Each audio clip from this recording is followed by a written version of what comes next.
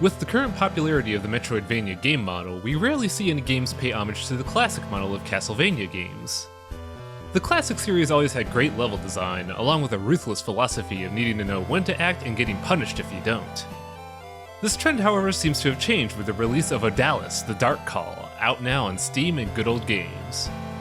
Odallus is a 2D action platformer brought to us by Joymasher, makers of the underrated action platformer Oniken. While Oniken was an homage to games like Shatterhand and Vice Project Doom, Odallus draws inspiration from more gothic games such as Demon's Crest and Castlevania.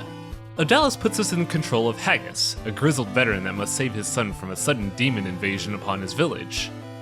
Odallus advertises itself as a Metroidvania, and this is somewhat correct with an emphasis on collecting power-ups and backtracking. However, I feel like there's more of a classic Castlevania feel to this game with the emphasis of platforming and merciless level design. The gameplay for Odallus is simple but effective. You start off with a jump and a sword slash, along with various sub-weapons that fulfill various ranged options. Playing through the game rewards players with power-ups, though only the dash, double jump, and slow descent actively change the mechanics of the game. Levels involve navigating areas, killing enemies, finding keys to unlock doors, and reaching the boss fight at the end to finish the level. Fighting dudes in this game is fairly interesting. The combat itself is very simple, however enemies are not the kind of chaff one would expect in these games, being able to both take a hit and dish out pain. Simplicity is definitely Odallus' greatest asset. The game doesn't try to do anything complicated, and by doing so they are able to focus on making the game experience very tight and fast-paced. Players are never stuck trying to figure out where to go or how to solve a puzzle, and most of the challenge of the game comes from either tricky platforming segments or challenging combat sections. Players can spend the time exploring and powering up Haggis, however these power-ups are completely unnecessary and players can beat the game with stock gear if they're good enough. The bosses are probably my favorite part about this game. Each boss has their own unique patterns and are all really aggressive, but they also don't waste your time once you figure out their gimmicks either. The developers of Odallus really knew what they were aiming for, delivering a tight and challenging game experience without wasting your time with extraneous fluff. Odallus, however, seems to have a few issues with identity and difficulty scaling. The game advertises itself as a Metroidvania, and in a way they're not wrong since you do backtrack and get power-ups. However, several of the game's level design choices and the general lack of necessary power-ups make it feel like this was supposed to be more like a classic Castlevania. Many of the levels have a defined path forward with no obvious alternate paths, and backtracking in this game is often just accessing a small room with your brand new power-up. The levels aren't interconnected in any way either, with only one alternate path branching off from each initial stage. Even the stage select screen makes it feel less like a Metroidvania and more like a classic platformer from the NES days. Granted, all these points aren't flaws at all, but they could cause a fair bit of confusion if people are expecting a standard Metroidvania experience. Difficulty is also a strange issue in this game.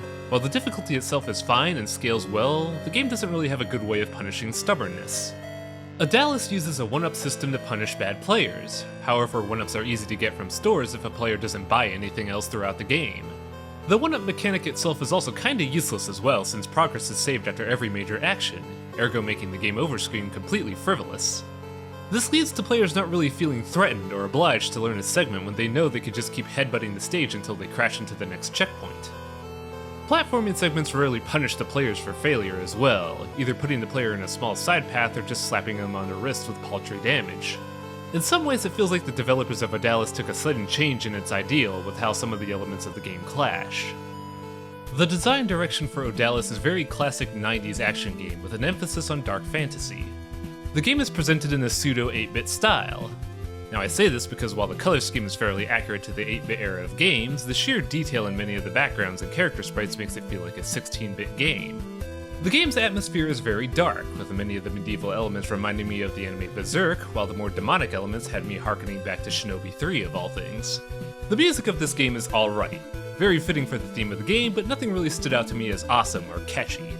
The writing is very bare bones, only ever appearing on hidden stone tablets in the levels and before a boss fight. One thing that bugged me though is that for a game with such a lack of story, it's impossible to skip cutscenes. This frustrated me a fair bit when I was memorizing certain bosses, and I kinda wish that they let you do that after your first failure against the boss. Odallus is very much a game that banks on nostalgia, and while I reveled in its charm, I could see many young customers not really caring about this style. The game engine for Odallus is very light but somewhat unstable. The game uses very little processing power and roughly 400 megabytes of hard drive space. The game has keyboard, mouse, and controller support, and controller inputs recognizes all controllers since it reads the input rather than needing drivers, so consumers can use their Sony controllers without issues. The options menu is also very bare bones, only giving you options for game resolution, VSync, a TV filter, and toggling music and sound effects on and off. While the game ran well, there were rare instances where my game would crash after a death and whenever I quit the game. Hopefully this gets patched out with time, because the crash after death resulted in some weird garbled text as well. Odallus the Dark Call is certainly rough around the edges, but it still manages to be a very good game. Despite its awkward handling of Metroidvania concepts, the game does a great job of providing a challenging experience for every kind of player out there. The game is $15 on Steam in Good Old Games, and I got about 5 hours out of my first playthrough, so if cash is tight I would recommend waiting on a sale. Either way, I could definitely recommend Odallus the Dark Call as a must-play. It's a very tight action platformer with a classic style that we just don't see enough of these days.